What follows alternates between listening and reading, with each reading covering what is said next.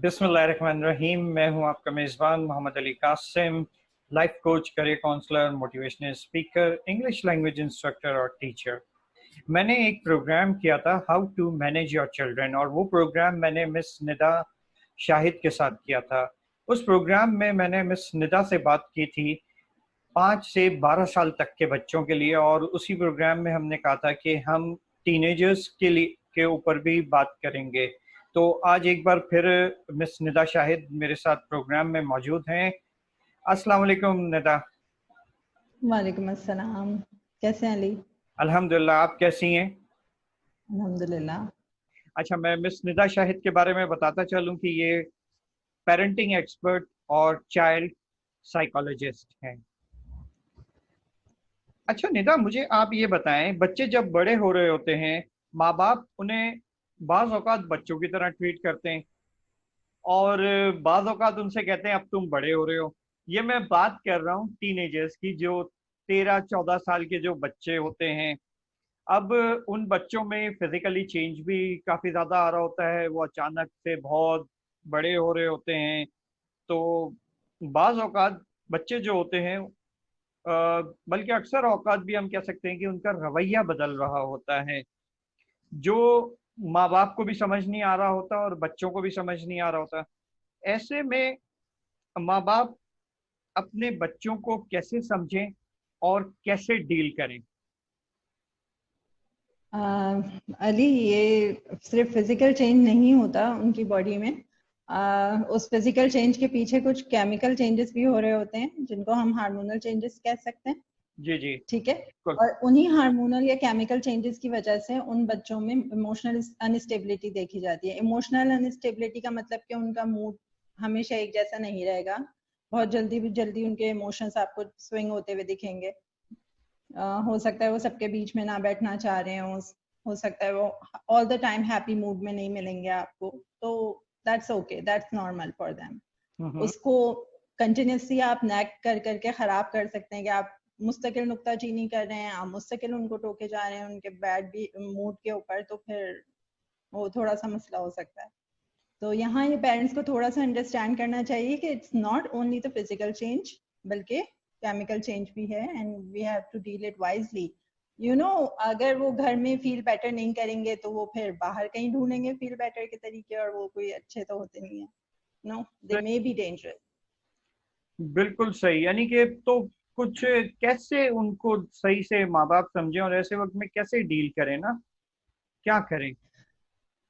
माँ बाप को देखें, सबसे पहले तो एक चीज करनी चाहिए जो है एक्सेप्टेंस, कि उनको बड़ा एक्सेप्ट करें और बड़ा बना के इज्जत भी दें उस लिहाज से।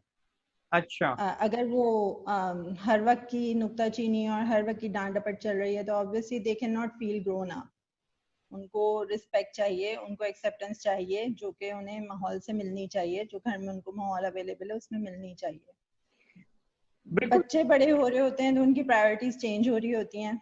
सही। They are no no will be sitting in front of a cartoon screen. Hmm. और अब वो उन्हें सेलफोन भी चाहिए, अब उन्हें प्राइवेसी भी चाहिए, अब उन्हें दोस्ती में भी ज्यादा मतलब इन्वॉल्व होना है। तो इन चीजों को थोड़ी सी एक्सेप्टेंस देनी होती है।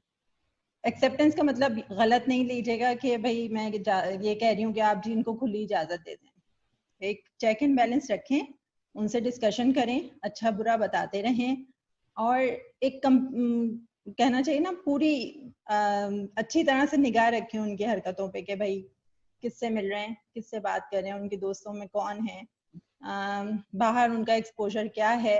इन चीजों के ऊपर कड़ी नजर रखें। अच्छा नेता, मेरा जो है, मैंने खुद अपने जाती तौर पे भी बच्चों को देखा है कि वो माँ बाप से कह रहे होते हैं, अक्सर कह रहे होते हैं, अम्मी अब मैं बड़ा हो गया हूँ, अब मैं बड़ी हो गई। ये अक्सर आपने भी सुना होगा, ये कॉमनली बिल्कुल। बच्चे जो घरों में होते हैं वो इस किस्म की बात करते हैं कि अम्मी मैं अब बड़ी हो गई हूँ या मैं बड़ा हो गया हूँ। और आपने बात की, मेरा अगला सवाल जो आपसे है वो भी इसी चीज के ऊपर है कि माँ का दिल आपको पता है कि बहुत नरम होता है ना बच्चों के लिए। अब उसमें आ, ऐसे वक्त में थोड़ी दिल की नरमी कितनी रखी जाए, क्योंकि इस वक्त में आपको सही गलत का फर्क उन्हें बताना बहुत जरूरी होता है। ठीक है। बिल्कुल। और ये कि क्या फिर उनको उनकी जायज नाजायज जरूरियात को किस तरीके से हैंडल करें, क्योंकि उस वक्त में बच्चे कुछ जिद भी करते हैं और कुछ माँ का दिल जैसे नरम होता है। फिर इसको कैसे एडजस्ट करें, क्योंकि इस बात के ऊपर तो बाज औक़ात माँ बाप भी आपस में लड़ पड़ते हैं कि चलें, बच्चा एक कह रहा होता है बच्चा है जी चलो दे दें, एक कहता है नहीं थोड़ा वो स्ट्रिक्ट होना चाहिए। तो कैसे मैनेज करें ना इन चीजों को। देखिए, ट्रेडिशनली तो हमारे यहाँ ये चलता आ रहा है कि भाई फादर जो होते हैं वो अमूमन स्ट्रिक्ट होते हैं, हम्म। कहीं मॉम्स स्ट्रिक्ट होती हैं। दोनों पार्टनर्स में से कोई एक है। एक चीज तो मेक श्योर करें कि बच्चे के आगे कभी झगड़ा नहीं करना है, कभी उनको ये नहीं दिखाना कि जी हम दो अलग पेजेस पे हैं, और इससे उन्हें एक राह फरार मिल जाती है ना, उनका काम आसान हो जाता है माँ बाप को डील करने का। अब ये मत समझे कि सिर्फ आप एक टीनेजर को डील करें, टीनेजर भी आपको डील कर रहा होता है। तो बिल्कुल। आप उसे एक आसान फरार का रास्ता दे रहे होते हैं लड़ झगड़ के उसके सामने। कोशिश ये करें कि उनके सामने यही बताएं, और वैसे होना भी यही चाहिए कि माँ बाप जो हैं वो दोनों सेम पेज पे हों, हम्म। उनकी प्रायोरिटीज सेम हो बच्चों के बारे में। बैठ के इसको डिस्कस कर लें, कोई पॉलिसी बना लें। इसके अलावा ये चीजें आपने बच्चों को तो शो करनी नहीं है, लेकिन बहरहाल अगर दोनों में से कोई एक स्ट्रिक्ट है और जिस वक्त वो पॉलिसी शो कर रहे हैं बच्चों को, तो दूसरे पार्टनर को इन्वॉल्व होकर उसे खराब नहीं करना चाहिए। ये उन बच्चों के वो इजी वे आउट देने का तरीका हो गया है। बिल्कुल तो सही। पेरेंट्स कोशिश करें कि इन चीजों को पहले बैठ के डिस्कस कर लें, और फिर बच्चों के सामने पुट अप करें कि these are the rules, you have to follow them, and that's it. सही। अच्छा, मैं आपसे ये भी पूछना चाह रहा था कि जैसे बच्चे हैं कोई चीज के लिए जिद करते हैं, तो उनकी जिद को इस वक्त में किस तरीके से कंट्रोल किया जाए। आपने एक चीज तो बता दी कि माँ बाप जो है अगर बच्चे के बारे में कोई चीज डिस्कस कर रहे हैं तो वो बच्चे के सामने हरगिज ना करें ना। ठीक है ना। हम्म। तो उनकी जिद को कैसे कंट्रोल करें कि अगर एक बच्चा है वो जिद कर रहा है, अब माँ का दिल नरम पड़ रहा है, लेकिन वही माँ का। देखिए, ये माँ सद के जो होता है ना, वो बाज़ औक़ात काफी हम्म। मुश्किल में ले जाता है। अच्छा। तरबियत के हवाले से भी हर जगह it's not going to work. ये हम्म। थोड़ा सा माओ को भी समझने की जरूरत है, खासतौर पे जो हमारे यहाँ ट्रेडिशनल पेरेंटिंग में माएँ बहुत ज्यादा, मतलब एक तो उनको रिस्पॉन्सिबल नहीं होने, हम्म। भी एग्जॉस्ट हो रही हैं, उनके ऊपर रिस्पॉन्सिबिलिटीज भी नहीं डाल रही हैं बच्चों पे। ना करें आप बच्चों के काम, एक टाइम पे आके उनको रियलाइज होगा कि नहीं, we have to do this and they will become responsible for that. या फिर उनसे बैठ के निगोशिएट कर लें कि भाई देखो, अब तुम बड़े हो रहे हो, तुम्हें कुछ कामों की रिस्पॉन्सिबिलिटी लेनी पड़ेगी घर में। ठीक है, उनसे काम कंट्रीब्यूट कर लें उनके साथ बैठ के। That's what parents can do. लेकिन हमारे यहाँ ट्रेडिशनली ये होता है कि माँ जो होती है वो सारे दिन थक के सबके काम खुद करना चाहती है, and that's totally not okay. हाँ, यानी हाँ, ये उनकी माँ के साथ भी ज्यादती है और बच्चों के साथ भी, कि मतलब उनकी ग्रोथ में उनकी रिस्पॉन्सिबिलिटीज शामिल नहीं हो रही हैं। बिल्कुल सही बात है। जिद का जहाँ तक मामला है तो अली इसको कंट्रोल किया जा सकता है। हम्म। आप बच्चे के साथ जितना अच्छा रिलेशनशिप रखेंगे उतनी उसको आपकी बात समझनी आसान रहेगी। सही। और इस एज में, जब हम 13 से 19 साल तक के बच्चों की बात कर रहे हैं, हम्म। तो वहां पे discussion is the best thing. अच्छा। सवाल आएंगे, आप सवाल इनकाउंटर करें, उनको एक्सप्लेन करें, और जितना हो सके डिटेल में जाके उनसे सही और गलत के बारे में बात करें। इंटेलेक्चुअल क्वेश्चंस करें अच्छाई बुराई के मामले में उनसे। बच्चों को जितना ज्यादा इन चीजों के बारे में पता चलता जाएगा, उतना हम्म। ज्यादा वो अवेयर होते जाते हैं, अच्छा। And then they become less aggressive, और जिद भी कम करते हैं। अच्छा निदा, मुझे आपकी इन बातों से दो बातें जो मैंने समझता हूँ कि जो आपने कही हैं। एक, हम्म, बच्चे को रिस्पॉन्सिबिलिटी दी जाए। मुझे आपकी बात बिल्कुल। बहुत अच्छी लगी, क्योंकि इससे बच्चा जो है वो जब रिस्पॉन्सिबिलिटी पे आता है तो वो एक रिस्पॉन्सिबल बनता है ना किसी भी चीज का। और एग्जैक्टली exactly. रिस्पॉन्सिबिलिटी से यहाँ मेरा मतलब ये नहीं कि आप उन्हें कमाने के लिए निकाल दें। नहीं नहीं, आप उनसे बोलें कि कुछ भाई चीजों में। मेरा मतलब है कि छोटी मोटी चीजों का काम डिवाइड कर दें, और जैसे फॉर एग्जांपल बॉयज हैं तो उनके ऊपर थोड़ी बहुत बाहर की जिम्मेदारी, हम्म। और गर्ल्स हैं तो obviously if they could share, kitchen भी है और दूसरे काम भी हैं। बिल्कुल। अच्छा, और दूसरी चीज जो आपने कही थी, एक तो रिस्पॉन्सिबिलिटी हो गई थी। ठीक है। और दूसरी बात जो आपने कही थी वो भी बड़ी जबरदस्त थी। और डिस्कशन। हाँ, डिस्कशन। आपने नेगोशिएशन का वर्ड यूज किया था। तो मैं नेगोशिएशन के बारे में बताता चलूं कि नेगोशिएशन हम उस डिस्कशन को कहते हैं कि जिसमें दोनों तरफ विन विन पोजीशन होती है, दोनों की जो पोजीशन जो होती है कि जिसमें कि आपके लिए भी वो चीज़ अच्छी होती है और अगले के लिए भी कुछ चीज़ अच्छी होती है, और इसमें कुछ चीज़ें आप भी सेक्रीफाइस करते हो तो फिर अगला भी आपके लिए कुछ चीज़ें सेक्रीफाइस करता है और छोड़ता है। ठीक है। अच्छा अली, यहाँ पे मैं एक बात ऐड करना चाहूंगी कि हो सकता है आपको जब बच्चों से आप बात कर रहे हो या डिस्कस कर रहे हो या निगोशिएट कर रहे हो तो आपको कुछ आर्ग्यूमेंट्स भी फेस करने पड़े। तो हर आर्ग्यूमेंट जो होता है वो मिसबिहेवियर नहीं होता। बिल्कुल। आर्ग्यूमेंट को ऐसा डिबेट या ये समझ लें कि मकालमा भी समझ लें बच्चों से, और ये हेल्दी होने चाहिए। मतलब आप अगर इनके हर सवाल को इनकाउंटर करने के लिए तैयार नहीं हैं देन यू शुड सी कि आप मतलब पेरेंटिंग में कहाँ खड़े हुए हैं। इसको पॉजिटिवली लें थोड़ा, इनको इनके क्वेश्चंस को इनकाउंटर करें। हाँ, बदतमीजी की इजाजत नहीं होनी चाहिए। वो फाइन लाइंस आप खुद ड्रॉ करेंगे कि बेटा ये देखो ये बदतमीजी है, आपको ये नहीं करना, अगली दफा आपने ये रिपीट नहीं करना है, इसको हम बदतमीजी काउंट करते हैं। उनको बता दें, may be they never know. तो बिल्कुल ये तो सही बात है। छोटी चीजें होती और हैं जो हम साथ में कर सकते हैं और अपने रिलेशनशिप को बहुत हेल्दी बना सकते हैं। जी निदा, इसके लिए मैं एक बात करता हूँ कि अपने बच्चों को ये अच्छे तरीके से समझाएं कि बेटा मजाक करने में और मजाक उड़ाने में बहुत फर्क है। बिल्कुल। कि कोई ऐसी चीज ना आए कि जिससे कि किसी की दिल आजारी हो।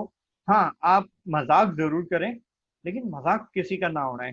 और बात वही आ जाती है यहाँ पे भी अली के अगर तो पेरेंट्स खुद बैठ के फैमिली मेंबर्स या लोगों का या दोस्तों का मजाक उड़ा रहे हैं उनके सामने तो बच्चे भी उड़ाएंगे। बिल्कुल। और फिर बच्चे ऑब्वियसली लिमिट्स क्रॉस कर ही लेते हैं कभी कभार।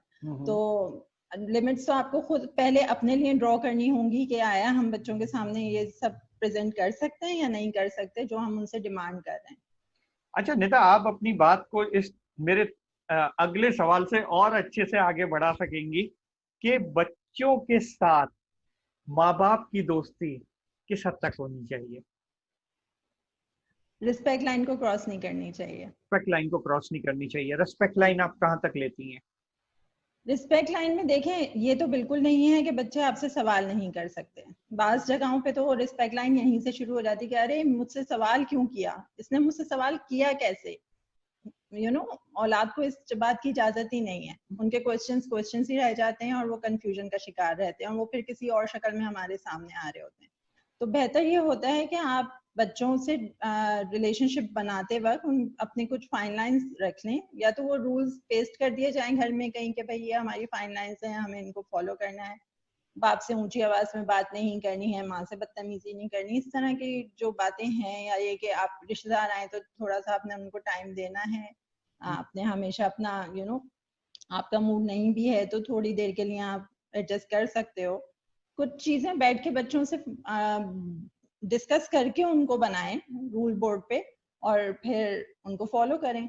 बिल्कुल सही बात है। और निदा, मैंने ये देखा है कि ये चीजें जो हैं बच्चे अपने माँ बाप से बहुत ज्यादा कैरी कर रहे होते हैं। बिल्कुल। तो जहां हम बात कर रहे हैं उनकी दोस्ती की, माँ बाप और बच्चों की दोस्ती बिल्कुल होनी चाहिए, क्योंकि अगर दोस्ती नहीं होगी और एक माँ बाप एक ऐसा चैनल नहीं होंगे जिनके सामने वो अपना आप रख सकें बगैर इस डर के कि उनको जज किया जाएगा, तो फिर तो बहुत मुश्किल है दोस्ती होना। देखिए, दोस्तों में बच्चे शेयरिंग इसलिए ज्यादा कर रहे होते हैं क्योंकि उनको जजमेंट का डर नहीं होता। उनको पता होता है कि हमें आगे से जज नहीं किया जाना, यू शुड। हमारे ऊपर कोई लेबल ऐसा नहीं आना, और लेबल आएगा भी तो हम इक्वली उसको इनकाउंटर करेंगे। माँ बाप को वो इक्वली जवाब नहीं दे सकते, तो माँ बाप को भी इस बात का ख्याल रखना चाहिए कि हम कोई ऐसा लेबल बच्चे को ना दें जिससे वो हर्ट हो और पलट के हमें कुछ कह ना सके। सही सही सही। यानी आप ये कहना चाह रही हैं और ये कि माँ बाप के साथ बच्चों की दोस्ती जरूर होनी चाहिए। अच्छा, बिल्कुल होनी चाहिए। एज जो होती है ये जो है एक तरीके से बहुत अहम एज होती है। इसमें ज्यादातर जो बुरी आदतें पड़ती हैं, हम इस चीज को निगलेक्ट नहीं कर सकते, वो ज्यादातर इसी एज की ही होती हैं। क्या कहेंगी और इसको? क्योंकि देखें, आप थोड़ा सा, मैं ये चाह रहा हूँ कि आप माँ बाप को कोई ऐसी टिप दें कोई ऐसी चीज बताएं कि माँ बाप की जो है ना बच्चों के साथ किस तरीके की वो फ्रेंडशिप रखें। देखें, अगर वो माँ बाप से नहीं पूछेंगे और वो माँ बाप उनको सही जवाब नहीं देंगे, तो फिर वो किससे पूछेंगे? अपने दोस्तों से पूछेंगे। और दोस्तों में अच्छे कम होने की गुंजाइश है। हमारा माशरा गलत चीजों पे ज्यादा लगाएगा। तो ज्यादा है। इसकी इम्पोर्टेंस बच्चों माँ बाप को बताएं कि इस उम्र में बच्चों के साथ आपका जो रिलेशनशिप है वो बहुत मजबूत होना चाहिए। वो कैसे हो? अगेन बात वहीं आ गई, जहाँ रिस्पेक्ट और ट्रस्ट होगा वहाँ रिलेशनशिप मजबूत होगा ही। और ट्रस्ट मैं दोनों साइड से बात कर रही हूँ, सिर्फ यही नहीं कि बच्चे वो माँ बाप जो हैं वो बच्चों पे ट्रस्ट कर सकते हो, बच्चों को भी इतना एक्सपोजर दिया जाए कि वो आप पे ट्रस्ट कर सकें। उसके लिए जो बातें बताई हैं कि भाई no labelling, no judgement, please जो भी बात करें उनसे रिस्पेक्ट से करें। हमारे यहाँ अमूमन ही होता है कि तानाजनी से बात शुरू होती है और तानाजनी पे खत्म हो रही होती है, and this is not the healthy way to talk to a teenager. Healthy way. वो बहुत मैं अपने मामले में कॉन्शियस हो चुके होते हैं। मैं आपसे ये चाहूंगा कि आप यहाँ पर थोड़ा सा जो है ना, जो आपने अभी वर्ड लेबलिंग इस्तेमाल किया ना, उसको वाजे करें।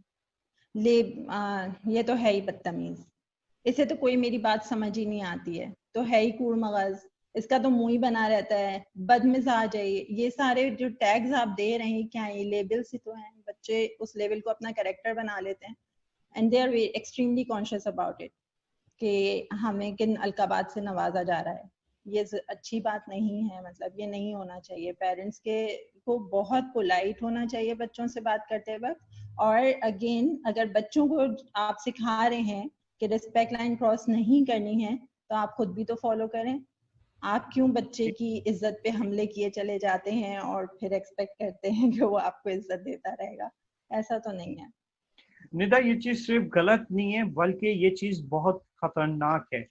एक जो बच्चा बहुत का जो बच्चा होता है वो अगर इस तरीके की लेबलिंग के ऊपर चल जाए कि जी मैं तो हूं ही ऐसा और अब मुझे क्या फिक्र, मुझे तो लोग बच्चा कहता है इन्होंने मुझे हर हाल में बुरा ही समझना है, कोई ना कोई बुरा ही लेबल देना है, तो मैं क्यों ना, उसे जहां से इज्जत मिलेगी, जहां उसे अच्छा टाइम मिलेगा, वो फिर वहां जाएगा, और हो सकता है वह अच्छा ना हो फिर। बिल्कुल सही है। और होता ऐसा ही है, हमारे माशरे में हम्म होता ऐसा ही है कि जब क्या कहते हैं, आपको एक चीज घर से सही गाइडेंस नहीं मिलती तो फिर गाइडेंस आप मोहल्ले के दोस्तों से, लोगों से, ऐसे लोगों से लेते हो। तो देखें, इस उम्र के बच्चे अपनी आइडेंटिफिकेशन के बारे में बहुत कॉन्शियस होते हैं। बिल्कुल। मैं क्या हूँ, मैं कैसा दिखता हूँ, मेरे दोस्त कौन हैं, किस ग्रुप में मैं हूँ, या मैं किन को बिलोंग करता हूँ, ये चीजें उनके लिए बहुत इंपॉर्टेंट है। अच्छा होगा कि पेरेंट्स इन चीजों को इंसल्ट किए बगैर उसमें से अच्छी चीजें निकाल के उनको दे दें। ये चीजें बेइज्जती और डांट डपट और हर वक्त के झगड़ों के साथ नहीं हो सकती। जबरदस्त। निदा, मुझे यहाँ पे एक शेर याद आ रहा है, और ये स्पेशली पेरेंट्स के लिए कि जो अपने बच्चों से जिनका थोड़ा बहुत क्लैश भी हो जाता हो, तो मैं सिर्फ उनके लिए एक चीज कहूंगा। अंदाज़े बयां रंग बदल देता है, अंदाज़े बयां रंग बदल देता है, वरना तो जमाने में कोई बात नई बात नहीं होती। तो इसके साथ ही मैं का शुक्रिया अदा करूंगा कि वो एक बार फिर मेरी दावत पर आई और उन्होंने जो कहा था कि जी ठीक है, हम टीनेजर्स के लिए प्रोग्राम करेंगे। अल्हम्दुलिल्लाह हमने वो किया। और मैं आपको यहाँ पे आखिर में जाते जाते बताना चाहूँगा कि देखिए, बच्चे जो होते हैं वो कौम का मुस्तकबिल होते हैं। इनकी परवरिश, बल्कि अच्छी परवरिश बहुत ज़रूरी है, क्योंकि ये वो होते हैं कि जो मुस्तकबिल में आगे आपका ख़ानदान, सारी चीज़ें इन्हीं पे मुनहसर कर रही होती हैं। माशरा, सोसाइटी, सब इन्हीं के ऊपर आ रहा होता है। और आप अगर कभी वो करें तो ये जो बचपन का पीरियड होता है और एक बच्चे का जो ब्रॉटअप होता है, जो परवरिश होती है, वो जिस उसमें पला होता है, वो सारी जिंदगी उसके आसार उसके ऊपर होते हैं। और खुसूसन ये जो एज होती है 13 से लेके 19 तक की, इसके अंदर जो आपको ये चीज को बहुत ज्यादा देखना जरूरी है कि इसकी कंपनी क्या है, ये किन लोगों के साथ रहता है। क्योंकि अगर ऐसे वक्त में उसकी कंपनी अच्छी हुई और वो अच्छे दोस्तों में उठ बैठ रहा है, उसको घर से फुल कॉन्फिडेंस मिल रहा है, अच्छी चीजें मिल रही हैं, तो यकीन माने उसकी आगे की सारी जिंदगी ना सिर्फ उसकी बल्कि उसके साथ रहने वाले तमाम लोगों की जिंदगी बहुत अच्छी होगी। इसके साथ ही मुझे और मिस निदा शाहिद को इजाजत दीजिए। और मेरा ये फोरम जिसके ऊपर मैं ये प्रोग्राम लेकर आता रहता हूँ, MEQ teaching and counselling forum, मेरे फेसबुक पेज को लाइक करना मत भूलिएगा। और अब मेरी ये जो वीडियोस हैं ये यूट्यूब पर भी जा रही हैं। अगर आपको मेरी वीडियो पसंद आई है तो इसको ज़रूर मेरे चैनल को सब्सक्राइब कीजिएगा। शुक्रिया Nida. Thank you Ali. Allah Hafiz. Allah Hafiz.